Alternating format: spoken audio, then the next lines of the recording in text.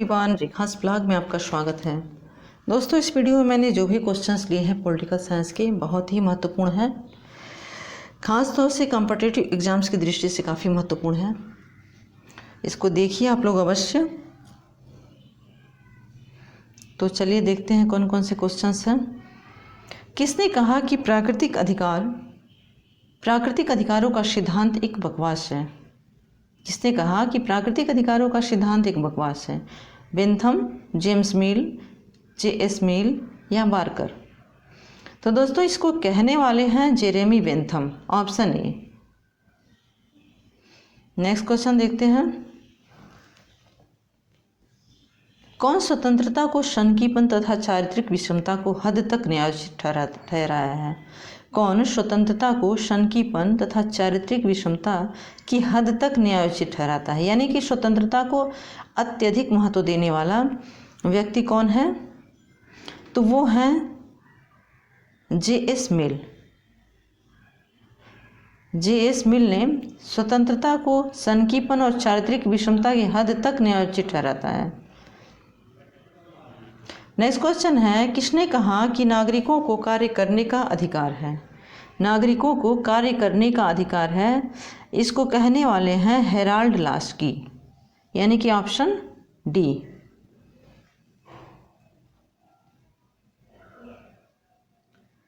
Next question देखते हैं। निम्नलिखित में से कौन आत्मरक्षा को व्यक्ति का मूल अधिकार मानता है?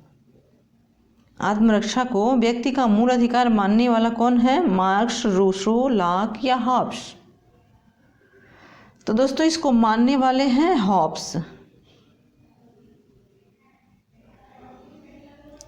Option D.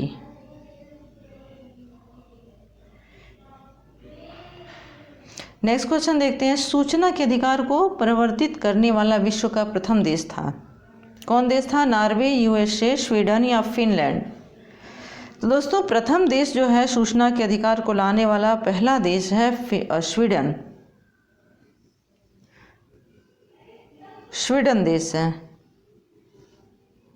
छठा प्रश्न देखते हैं। यह किसने कहा कि यदि स्वतंत्रता और विधि में संघर्ष नहीं होगा तो स्वतंत्रता स्वयं अपने आप में संघर्ष करने लगेगी? यदि स्वतंत्रता और विधि में संघर्ष नहीं होगा तो स्वतंत्रता स्वयं अपने से संघर्ष करने लगेगी। टी.एच.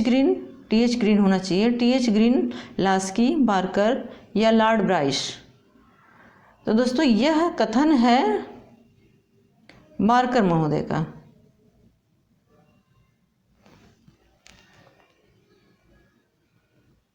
नेक्स्ट क्वेश्चन देखते हैं।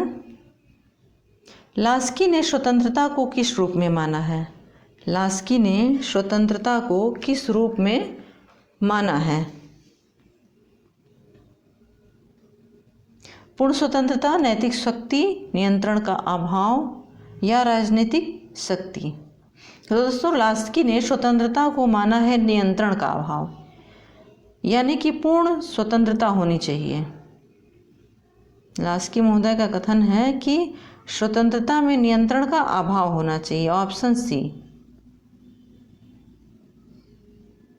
अगला प्रश्न है, समानता का अर्थ यह है कि सभी व्यक्तियों के लिए पर्याप्त अवसर होना चाहिए, यह किसने कहा? समानता का अर्थ यह है कि सभी व्यक्तियों के लिए पर्याप्त अवसर प्राप्त होना चाहिए। यह कथन किसका है? आइवर जेनिंग्स, डायसी, लास्की या मैकाइवर? तो दोस्तों, यह कथन है लास्की महोदय का, ऑप्शन सी। नेक्स्ट क्वेश्चन देखते हैं हम। निम्नलिखित में से किसका विचार है कि स्वतंत्रता अपने आप में कलह कर सकती है? स्वतंत्रता अपने आप में कलह कर सकती है, यह किसका कथन है? लास्की, पापर, शिले या बार्कर? तो दोस्तों, ये बार्कर महोदय का कथन है कि स्वतंत्रता, अगर पूर्ण स्वतंत्रता न मिले तो अपने आप में कलह कर सकती है। स्वतंत्रता अपने आप में कलह कर सकती है, यानी व्यक्ति बहुत ज़्यादा स्वतंत्र हो जाएगा, बिल्कुल नियंत्रण का अभाव हो जाएगा, तो वो अपने आप में ही कलह का कारण बन जाएगा। नेक्स्ट क्वेश्चन है, संप्रभुता शब्द लैटिन भाषा के किस शब्द से निकला है? तो दोस्तों ये निकला है लैटिन भाषा के सुपरएनस शब्द से। ऑप्शन डी सुपरएनस शब्द। अगला प्रश्न है यानी 11वां प्रश्न है, निम्नलिखित में से किसने प्राकृतिक अधिकारों की अवधारणा को अस्वीकार किया है? प्राकृतिक अधिकारों की अवधारणा को अस्वीकार किया है, किसने किया है? तो ये किया है जेरेमी बेंथम महोदय ने। Option D. नेक्स्ट क्वेश्चन है, संप्रभुता शब्द का सर्वप्रथम प्रयोग किया गया किसके द्वारा किया गया? रूसो, हाब्स, बोदा या प्लेटो? बताइए आप लोग, किसके द्वारा किया गया है? तो दोस्तों ये किया गया है बोंदा महोदय द्वारा, बोंदा। 13वां प्रश्न है, निम्नलिखित में से कौन जन संप्रभुता के आख्याता था? निम्नलिखित में से कौन जन संप्रभुता का आख्याता था? बोंदा, हाब्स, रूसो या ऑस्टिन? तो दोस्तों जन संप्रभुता के आख्याता के रूप में जाना जाता है रूसो महोदय को।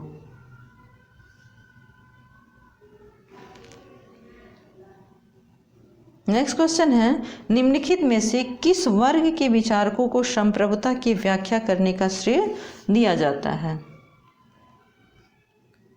तो दोस्तों ये ग्रुप है संप्रभुता की व्याख्या करने का श्रेय जिसे दिया जाता है वह ग्रुप है बोंदा, ग्रोशियस और ऑस्टिन, यानी ऑप्शन डी। बहुत ही अच्छे क्वेश्चंस हैं दोस्तों, इसको आप लोग स्टडी जरूर करिए। 15वां प्रश्न है, स्वयं पर, स्वयं के शरीर और मस्तिष्क पर व्यक्ति संप्रभु है, यह वक्तव्य किसका है? जेरेमी बेंथम का, रूसो का, जॉन ऑस्टिन का या जॉन स्टुअर्ट मिल? तो यह कथन स्वयं पर, स्वयं के शरीर और मस्तिष्क पर व्यक्ति संप्रभु है, यह वक्तव्य है जॉन स्टुअर्ट मिल का। Option D.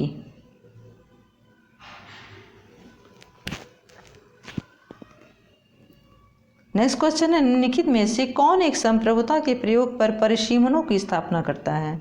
परिसीमनों यानी नियंत्रण की स्थापना करता है। संप्रभुता पे को पूरी तरह से आज़ादी न देते हुए कुछ नियंत्रण इस पर लगाता है, यह कौन है? बोंदा, मैकियावेली, हाब्स या ऑस्टिन? तो दोस्तों ये लगाने वाले हैं, यानी कि स्वतंत्रता पर परिसीमन होना चाहिए, नियंत्रण होना चाहिए, इस विचार को मानने वाले हैं बोंदा महोदय। नेक्स्ट क्वेश्चन देखते हैं, किस देश के चिंतकों में संप्रभुता को सरकार के एक अंग के रूप में निहित करने की सामान्य प्रवृत्ति है? तो दोस्तों इसका राइट आंसर हो जाएगा इंग्लैंड। और इसको व्याख्या के रूप में आप लोग देखिए, इंग्लैंड में संसदीय शासन व्यवस्था की स्थापना हुई है और यहाँ पर संसद सर्वोच्च है। संसद के बनाए हुए कानून को न्यायालय में चैलेंज नहीं किया जा सकता।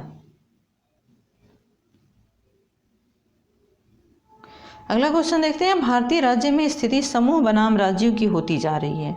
आधुनिक राज्यों में राज्यों की स्थिति यह होगी समूह बनाम राज्यों की। यह कथन किसका है? बार्कर, ब्राइस, टुवर्जर या थॉमस हियर? तो दोस्तों इसका राइट आंसर हो जाएगा बार्कर। 19वां प्रश्न है, संप्रभुता राज्य की सर्वोच्च इच्छा है। संप्रभुता राज्य की सर्वोच्च इच्छा है। ऑस्टिन, बिलोवी, हाब्स या बर्गेस? तो इसका राइट आंसर हो जाएगा बिलोवी। संप्रभुता को बिलोवी महोदय संप्रभुता को राज्य की सर्वोच्च इच्छा मानते हैं। और 20वां प्रश्न है दोस्तों और लास्ट प्रश्न है, निम्नलिखित में से कौन बहुलवाद के सिद्धांत का समर्थक नहीं है? गियरके, हाब्स, मेटलैंड या GDH कोल? तो बहुलवाद सिद्धांत का समर्थन नहीं किया है हाब्स महोदय ने, बाकी गियरके, मेटलैंड और GDH कोल महोदय ने बहुलवाद का समर्थन किया है। तो दोस्तों इस वीडियो में बस इतना ही। अंत तक बने रहने के लिए आप लोगों का बहुत बहुत धन्यवाद। स्वस्थ रहें, मस्त रहें, अपने उद्देश्य और लक्ष्य के प्रति हमेशा तत्पर रहें। एक दिन सफलता अवश्य मिलेगी। धन्यवाद।